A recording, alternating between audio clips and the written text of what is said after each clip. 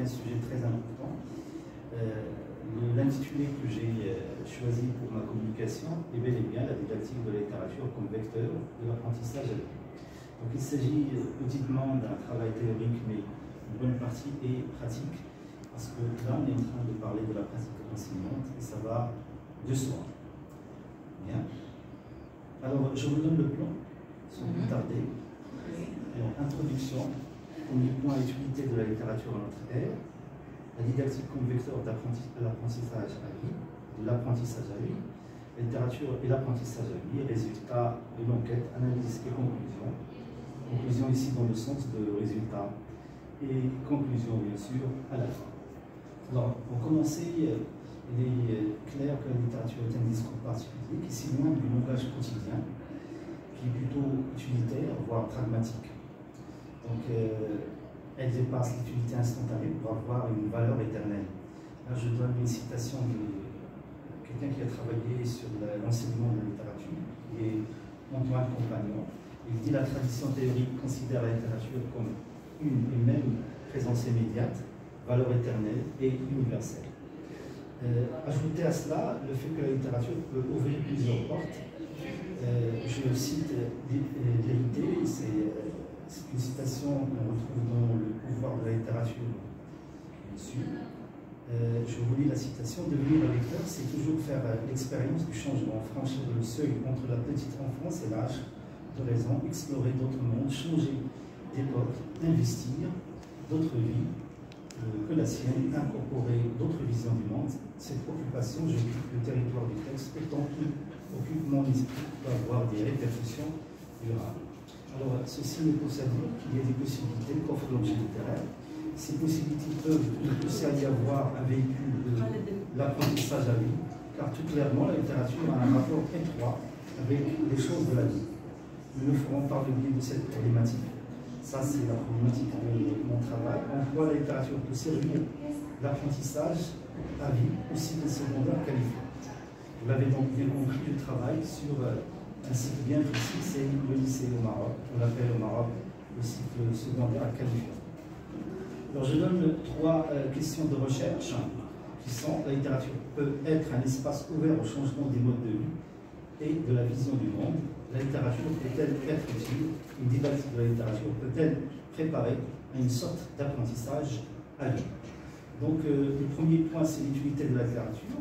Alors là, je me base sur les travaux de Rita Felski, qui elle résume en fait l'utilité de la littérature en 4 éléments, à savoir la reconnaissance. C'est quoi la reconnaissance? C'est les mérites potentiels de la littérature comme guide pour l'auto-analyse et la connaissance de soi.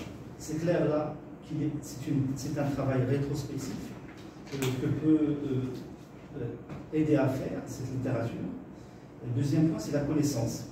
Ce que la littérature révèle sur le monde au-delà de l'individu. Donc, c'est une certaine profondeur, des idées philosophiques, peut-être des questions existentielles. Et puis, un troisième élément, le choc. L'auteur désigne une réaction à ce qui est surprenant, douloureux ou terrible. Bien sûr, on sait que la littérature met souvent le doigt sur des éléments qui peuvent secouer, sur des souffrances, sur des éléments qui ont trait à tout ce qui est psychologie. Enchantement, il s'agira d'un empoisonnement par lequel le lecteur cède au texte en un abandon extatique clairement marqué par l'érotisme. Là, ça rappelle en quelque sorte Roland Barthes, qui parle du plaisir du texte. Et là, en quelque sorte, cette Rita Felski nous dit que parfois, lorsqu'on lit, on est dominé par le texte. Dans un rapport, ici on parle d'érotisme même. Bien. Donc on passe au deuxième point, la didactique comme vecteur de l'apprentissage. Ce qu'on peut retenir dans cela, c'est que l'apprentissage à vue, c'est un apprentissage inconscient. C'est-à-dire on apprend comme on respire. On continue d'apprendre, que ce soit dans les établissements de formation, les écoles, les lycées, etc. Mais il y a quand même une valeur ajoutée à cet apprentissage qui est celle des relations sociales. Je donne l'exemple que nous vivons maintenant. On a créé beaucoup de liens. Ces liens-là, on peut apprendre des choses, par exemple à travers le pays de Claudia, etc. Donc l'apprentissage, il n'est pas, on apprend beaucoup de choses à part les programmes officiels, c'est-à-dire dans cette relation purement humaine. Voilà.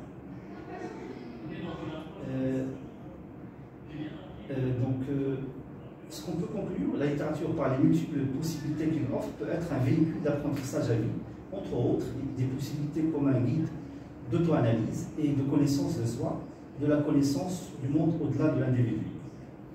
Alors, on arrive à la partie pratique de mon travail. Ce sont des résultats de l'enquête.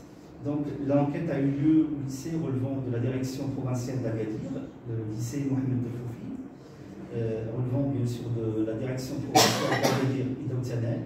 Il concerne les élèves de la deuxième année du baccalauréat. Nous avons eu 90 réponses par son biais, chacun à savoir des éléments comme l'utilité de la littérature, la possibilité que la littérature soit un moyen d'apprentissage à vie, les méthodes des professeurs de français comme le soutien à l'apprentissage à vie. Alors vous avez remarqué que moi, je n'ai pas utilisé l'apprentissage tout au long de la vie, c'est un peu long, j'ai utilisé tout de manière brève et dans une économie lexicale, l'apprentissage à vie. Bien, alors pour les résultats, donc j'ai posé 10 questions. Je vous donne l'essentiel de ces questions, les questions les plus importantes. La question, pensez-vous que la littérature est utile? Donc 55,80% ont dit que la littérature est utile. Seulement 44,20% ont dit que la littérature est pratiquement inutile. Pour détailler cette réponse-là, j'ai posé la question origine de l'utilité de la littérature et j'ai eu pour l'apprentissage de la langue 50% et pour la découverte de la leçon de morale 18,88% et pour la formation de la personnalité 18,80%. On comprend bien que les élèves et les lycéens de la deuxième année du baccalauréat voient en la littérature essentiellement un moyen d'apprendre la langue de Molière. La littérature peut être un moyen d'apprentissage à vie. La question, ça c'est le vif du sujet. Alors la réponse, ou bien les chiffres sont éloquents. Donc 75,55% ont dit que la littérature peut réellement être un moyen d'apprentissage à vie. Donc seulement 24,44% ont dit le contraire.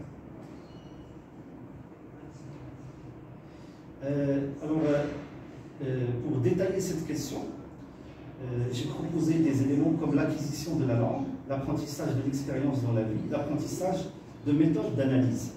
Je renvoie là aux méthodes d'analyse que nous faisons au lycée, la lecture méthodique, sélective, analytique, etc. Bien, donc ici l'acquisition de la langue, c'est 57,97%, l'apprentissage de l'expérience dans la vie, 44,02%, l'apprentissage de méthodes d'analyse, 23,18%. Ce sont là des éléments qui détaillent la question de l'apprentissage à vie. Alors là, lorsqu'on est dans l'enseignement, on ne peut pas s'empêcher de parler de méthode. Alors, il y a eu une question que j'ai posée aux élèves de la deuxième année du baccalauréat. Les méthodes peuvent aider à un apprentissage à vie. Nous enseignons d'une façon ou d'une autre la langue. Chacun a ses méthodes. C'est vrai qu'il y a des méthodologies à suivre. À cette question, les élèves ont répondu, 68,80%, que les méthodes peuvent réellement donc, aider à un apprentissage à vie. Donc nous comprenons dans l'implicite qu'il y a des astuces suivies par le professeur pour aider les apprenants à acquérir des réflexes pour apprendre tout au long de leur vie. Alors, pour le pourquoi de cette question, ça peut être une aide si les méthodes sont vivantes, pour 20%. Si la méthode du professeur fait le lien entre le livre enseigné et la vie. Il est inutile peut-être ici de dire, je vous apprends en disant qu'il y a un lien entre la littérature et la vie. Tout simplement, la littérature parle de la vie, parle de la vie. Alors, précisons l'utilité de ce qui est enseigné, 30,64%. Alors, nous allons analyser à présent les résultats. Donc, plus que la moitié des élèves interrogés ont apprécié le programme en vigueur et estiment qu'il peut aider à apprendre le français car la littérature est utile. Pour notre collègue algérienne, donc, depuis 2002, le programme au lycée de français devient littéraire. Il est basé sur ce qu'on appelle au Maroc l'œuvre intégrale. L'œuvre intégrale, donc tout est autour d'un roman ou d'une pièce de théâtre, etc. Donc l'utilité de la littérature réside essentiellement dans l'apprentissage de la langue. Ça, c'est l'une des conclusions majeures à laquelle je suis arrivé en travaillant sur cette petite enquête. Une majorité des interrogés pensent que l'objet littéraire peut être un moyen d'apprentissage à vie, car il favorise un apprentissage de la langue et celui de l'expérience dans la vie. Donc c'est clair que quand on lit par exemple Candide, on peut découvrir pas mal de choses à travers cette histoire commise par Voltaire, parce que certains critiques classent bien sûr Candide comme étant un roman d'apprentissage. Si on suit le parcours de Candide, l'évolution psychologique, son rapport au monde, le détachement de Pangloss, des idées de Pangloss, tout ça, ça peut être voyage initiatique certainement. Donc tout ça, ça peut renvoyer à de l'expérience dans la vie.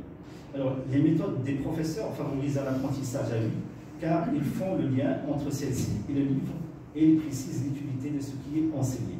Donc les élèves qui ont répondu à la question ont estimé que l'utilité de la littérature comme étant un véhicule d'apprentissage à vie peut être dans le lien qu'on fait entre la vie réelle et le livre. Et bien sûr, en précisant aussi l'utilité, ça c'est une problématique dans l'enseignement, à quoi ça sert d'étudier quelque chose. L'utilité de la chose, les mathématiques, ça peut nous aider peut-être à calculer, mais parfois les élèves ne sont pas toujours conscients de l'utilité de ce qu'ils apprennent. Il y a ce problème.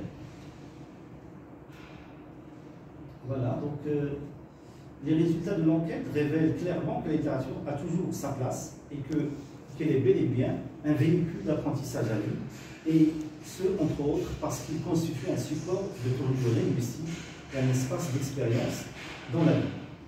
Alors, faire le lien entre la vie et le livre, enseignant en précisant son utilité, peut être un adjuvant pour l'apprentissage à vie.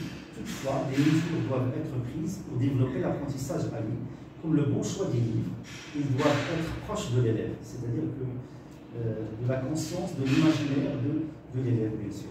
Et les méthodes des professeurs qui devraient prendre en ligne de compte l'apprentissage à vie.